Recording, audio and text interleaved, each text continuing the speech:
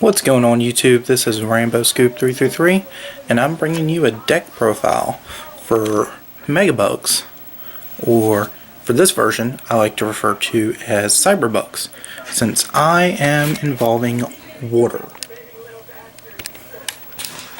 So, the main basis of the deck is the nature section. We start out with 3 mana pot beetle, 3 mana tick.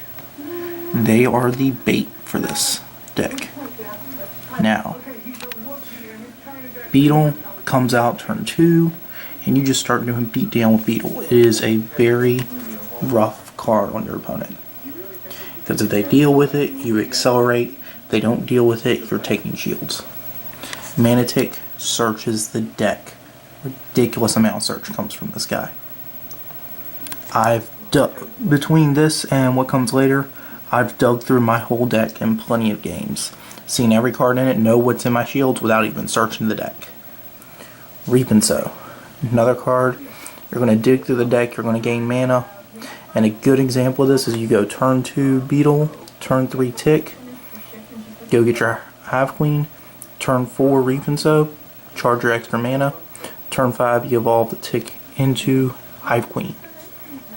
And then you have Root Trap here, no explanation needed for why it's in the deck, and Hive Queen. She is the reason this deck is so good. Comes out turn 6 with 8,000 power, double breaks, and when she attacks, you look at the top 3 cards of your deck, pick one level 5 or less creature, doesn't have to be a Megabug, put it into play. So that's it for the nature section. On to the light. 3 copies of Keep Row Calls. This card is amazing. It protects itself, it draws you cards. You can't go wrong with that guy.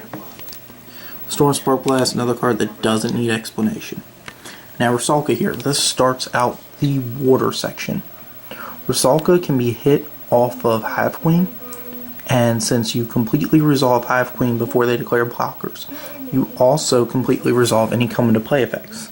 So, you attack with Hive Queen, you bring out Rusalka off the effect, you bounce their blocker before they can block, and then you get to break your shields. General Finbar, just amazing in the deck, another bounce card, and he'll let you draw plenty of cards.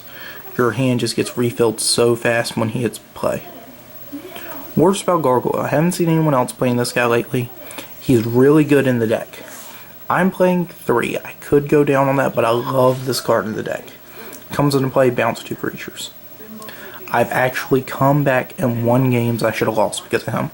One situation, CVH had 2 Lyras in play. He summoned a Squilla Scourge, then broke 4 shields with both of his Lyras.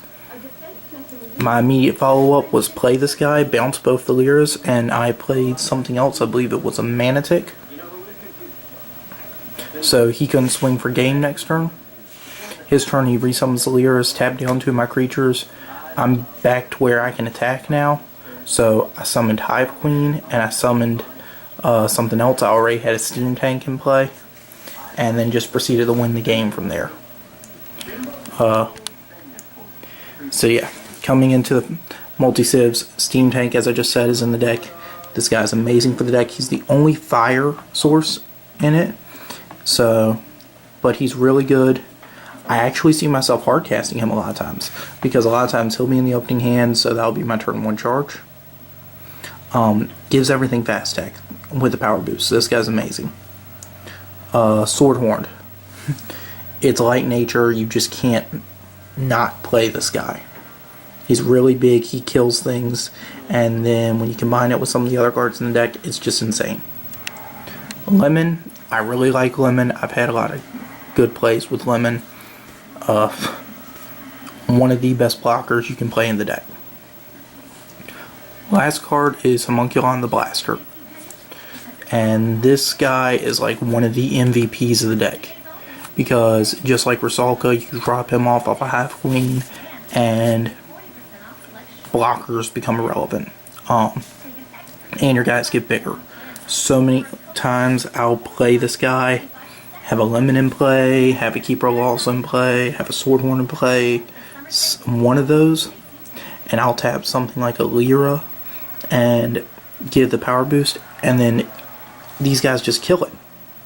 And there's so many other things they kill. These guys are just insane. Another good combination is I'll be sitting there at 10 mana. So I did and have a Steam Tank in play. And I'll summon a Homunculon. Tap something.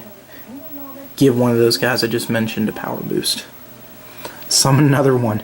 Tap something else and give the Homunculon that came into play right before it a power boost.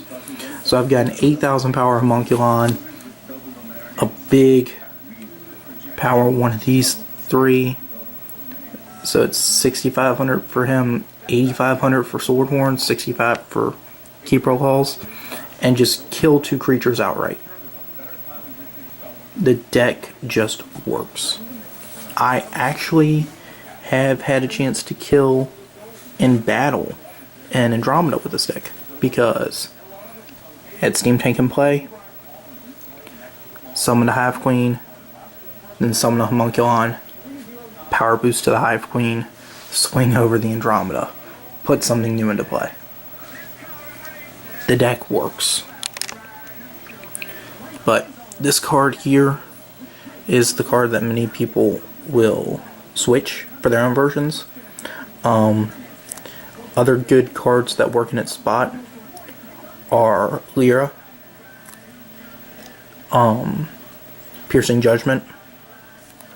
You just want to keep tempo is what you want to have. Because this is a tempo deck. Another thing you notice is every card in here is a 3 copies of card. So I believe I'm playing 42. 1, 2, 3, 4, 5, 6, 7, 8, 9, 10, 11, 12, 13, 14. 14 cards. So yes, I am playing a 42 card deck. So the deck works really well. I like it the way it is. Generally, he's the first one I charge for water mana, because I really only need one of him. But I need to see him. That's why I'm playing him at 3. Unless I could get away with playing him at 2. But it's just been so much more efficient having him at 3. Because I see him when I need to see him. As opposed to just being like, dig, I need this guy. If I was to make changes to the deck, I'd probably find space to put Aqua Seneschal back in. Since Seneschal attacking, filling your hand up early is pretty good. But all in all, the deck's amazing. And that's it, YouTube. Bring you with more content later.